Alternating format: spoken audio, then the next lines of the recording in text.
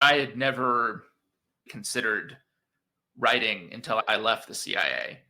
And I just started to write about my experience working on it. My account at the CIA was Syria. And so I started to write just about what I had experienced living in Syria, working on it, because this was a time when the country had fallen into just utter collapse and state failure.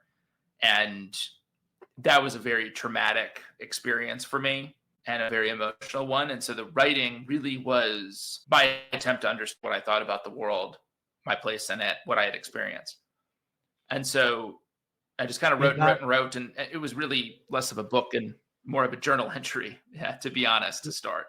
That effort became very slowly over time Damascus Station. And I essentially took what I had written, put it in a drawer for 5 years, came back to it and said, okay, how do I write something that, I want to write and read, but also something that other people would want to read too.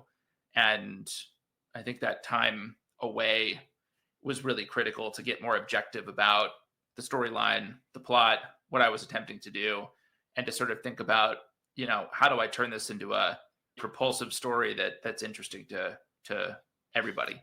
So writing turned from being a job to being sort of a healing process. Yeah, in many ways. I mean, it was a way for me to understand what I thought about things and to get my thinking straight, but also to experiment with writing, writing voice, writing character. I mean, it's not the kind of writing you do at the Central Intelligence Agency. It's not the kind of writing you do at McKinsey. You do this kind of anodyne, objective, emotionless stuff. I was pleasantly surprised to see that in fiction, I could deal with a lot of the same topics, the geopolitical topics, all that, but through the lens of just people and how they're experienced by ordinary people.